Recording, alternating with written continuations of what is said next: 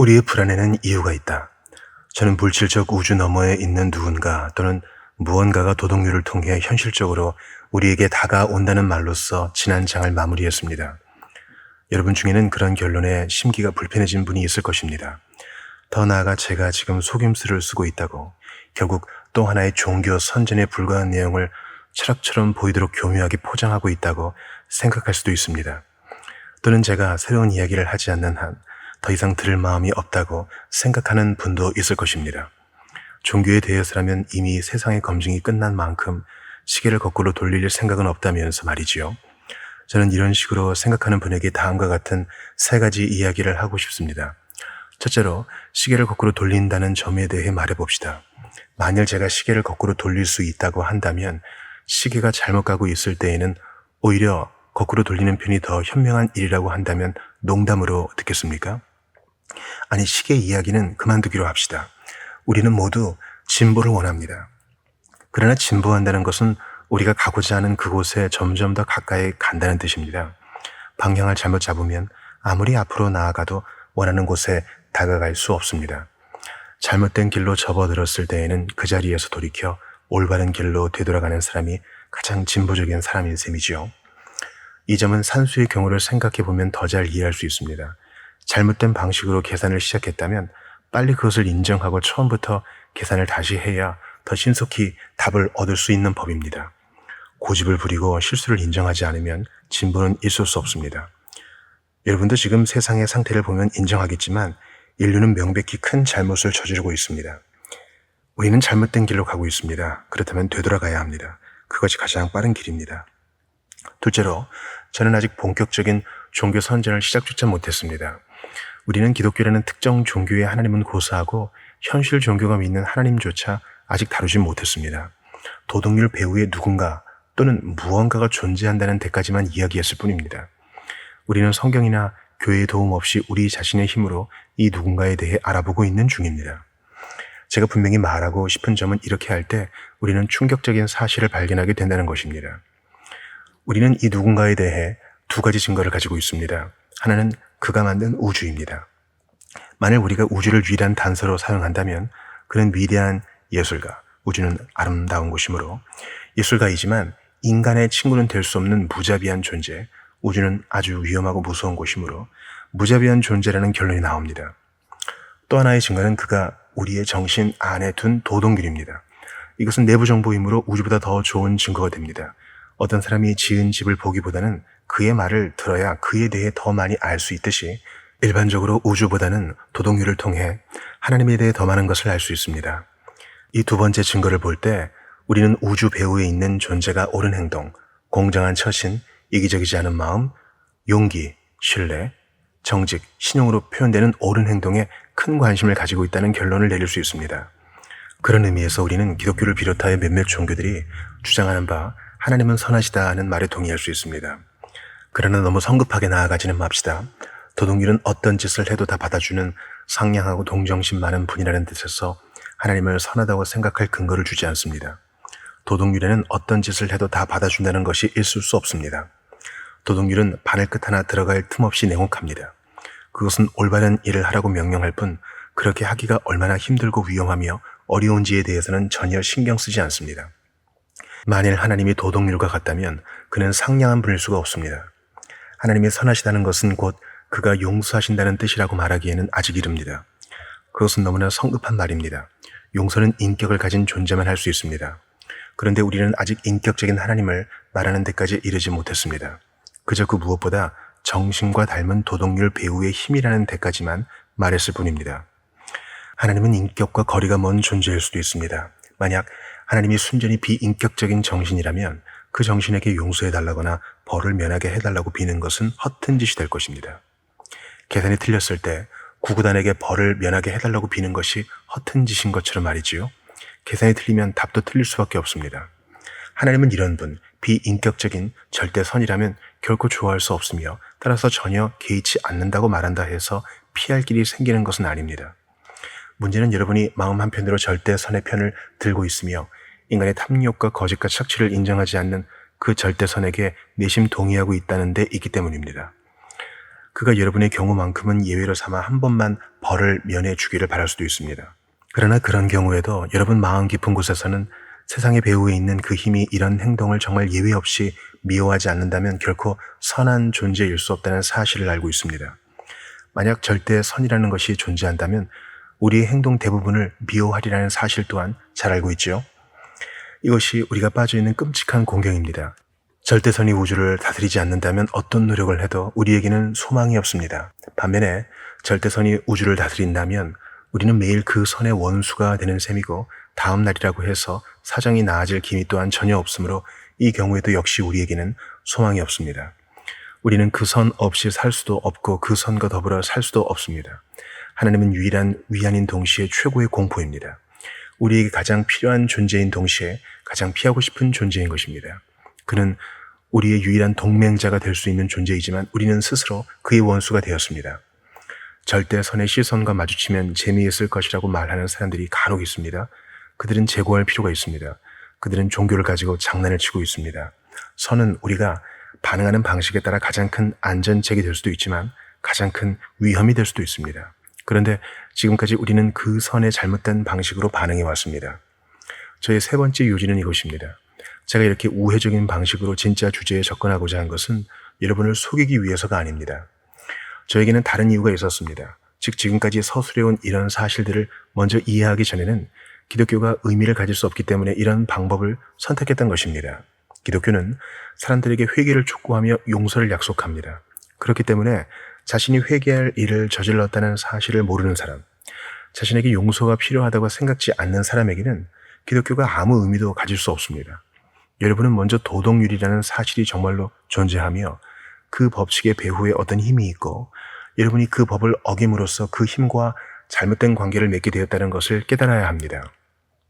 이 모든 것을 깨닫기 전에는 정말이지 이 모든 것을 깨닫는 그 순간이 오기 전까지는 기독교는 여러분에게 아무 말도 할 수가 없습니다. 여러분은 스스로 병들었다는 것을 알 때에야 비로소 의사의 말에 귀를 기울일 것입니다. 그처럼 여러분은 인간이 거의 아무 가망도 없는 처지에 있다는 점을 깨달을 때에야 비로소 그리스도인들의 말을 이해하기 시작할 것입니다. 그리스도인들은 왜 인간이 지금처럼 선을 미워하는 동시에 사랑하는가에 관해 설명해 줍니다. 하나님이 어떻게 도덕률 배후에 있는 비인격적 정신인 동시에 인격일 수 있는지에 관해서도 설명해 줍니다. 그들은 여러분과 제가 충족시킬 수 없는 이 법이 어떻게 우리를 위해 충족되었는가, 어떻게 하나님 자신이 인간이 되어 그를 인정하지 않는 인간들을 구원하셨는가에 관해 말해줍니다. 이것은 오래된 이야기입니다. 이 이야기를 더 듣고 싶다면 저보다 더 권위 있게 말해줄 사람에게 부탁하면 됩니다. 제가 하고 있는 일은 사람들에게 그 이야기의 전제가 되는 사실들을 직면하도록 기독교가 답을 주겠다는 문제들이 어떤 것들인지 이해하도록 요청하는 것입니다. 그 사실들은 아주 무서운 것들이었습니다. 저도 좀 더 유쾌한 이야기를 할 수 있었으면 좋겠습니다. 그러나 저로서는 제가 참으로 믿는 바를 말할 수밖에 없군요. 물론 저는 결국 기독교가 우리에게 말할 수 없는 위안을 준다는 사실에 동의합니다. 그러나 기독교는 제가 지금까지 말해온 것과 같은 낭패감에서 출발하는 종교로서 그 낭패감을 먼저 겪지 않는 한 아무리 위안을 얻으려고 노력한들 소용이 없습니다. 전쟁이나 그 밖의 경우에도 그렇지만 종교에서도 위안을 구한다고 얻을 수 있는 것이 아닙니다. 여러분이 진리를 구한다면 결국 위안을 발견할 것입니다. 그러나 위안 자체를 구한다면 위안도 진리도 얻지 못한 채 오로지 가문이설과 몽상에서 출발해서 절망으로 마치고 말 것입니다. 우리 대부분은 전쟁 전 국제 정치에 품었던 몽상에서 이제 막 깨어났습니다. 지금은 종교에 대해서도 그렇게 해야 할 때입니다. 그리스도인은 무엇을 믿는가? 하나님과 경쟁하는 사람들. 제가 받은 요청은 그리스도인이 무엇을 믿는가에 대해 말해달라는 것이지만 그보다 먼저 그리스도인이 믿을 필요가 없는 한 가지를 언급함으로써 이야기를 시작할까 합니다. 여러분이 그리스도인이라면 기독교 외의 모든 종교는 처음부터 끝까지 틀렸다고 믿을 필요가 없습니다. 여러분이 무신론자라면 세상 모든 종교를 지탱하는 중심점은 하나의 거대한 착각에 불과하다고 믿어야 합니다. 그러나 그리스도인이라면 아무 거리낌 없이 모든 종교는 아무리 괴상하기 짝이 없는 것이라 해도 최소한 진리의 단서를 가지고 있다고 생각할 수 있습니다. 제가 무신론자였을 때는 인류 대다수는 가장 중요한 문제에 관해 언제나 잘못 생각해 왔다고 스스로에게 애써 확신시켜야만 했습니다. 그러나 그리스도인이 되자 전부 다 개방적인 관점을 가질 수 있게 되었습니다. 물론 그리스도인이 된다는 것은 기독교가 다른 종교와 차이를 보이는 부분에서 기독교는 옳고 다른 종교들은 틀렸다고 생각한다는 뜻입니다. 산수를 할 때 그렇듯이 맞는 답은 하나이며 나머지는 다 틀린 답입니다. 그러나 틀린 답들 중에도 비교적 정답에 근접한 답이 있는 법입니다.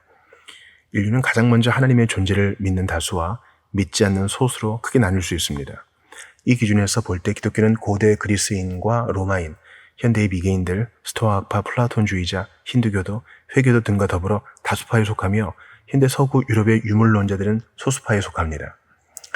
이들을 크게 다시 분류해 봅시다. 하나님의 존재를 믿는 사람들은 어떤 종류의 하나님을 믿느냐에 따라 한 번 더 나뉠 수 있습니다. 여기에는 크게 다른 두 입장이 있지요. 그 중에 하나는 하나님을 선악의 구분 너머에 있는 존재로 보는 입장입니다. 우리 인간들은 어떤 것은 선하다고 하고 어떤 것은 악하다고 합니다. 그러나 이 입장에 따르면 그것은 인간적인 관점에 불과합니다.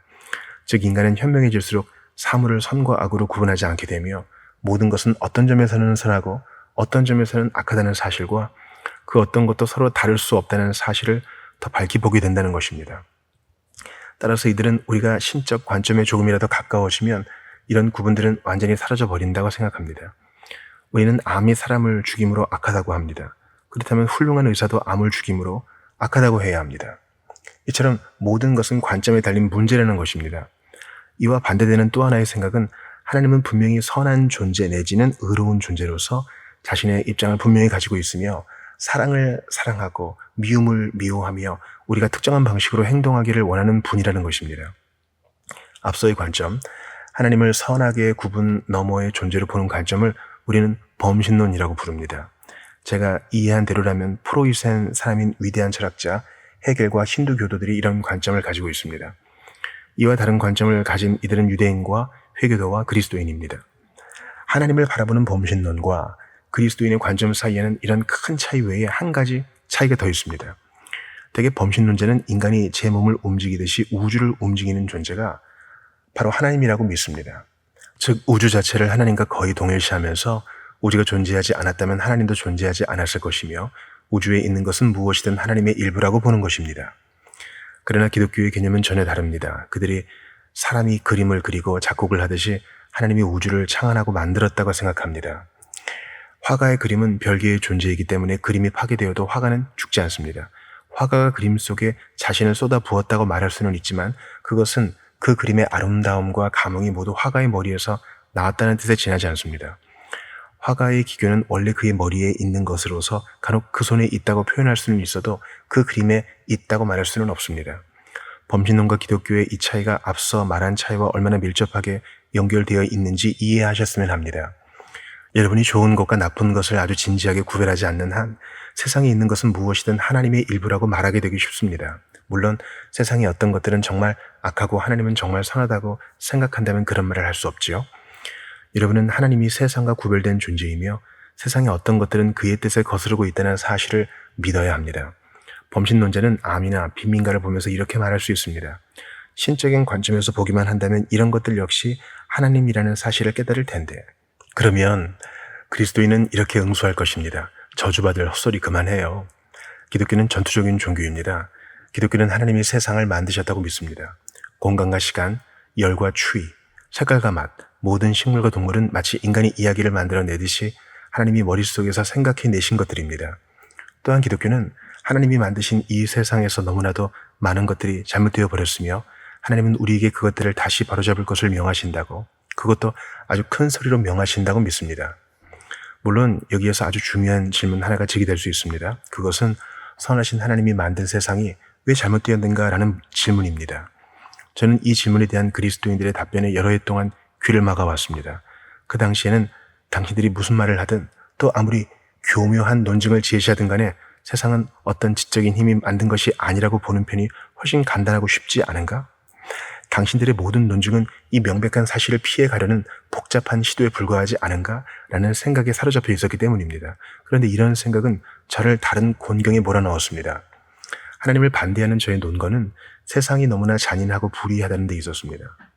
그렇다면 저는 정인이 불인이 하는 개념을 어떻게 갖게 된 것일까요?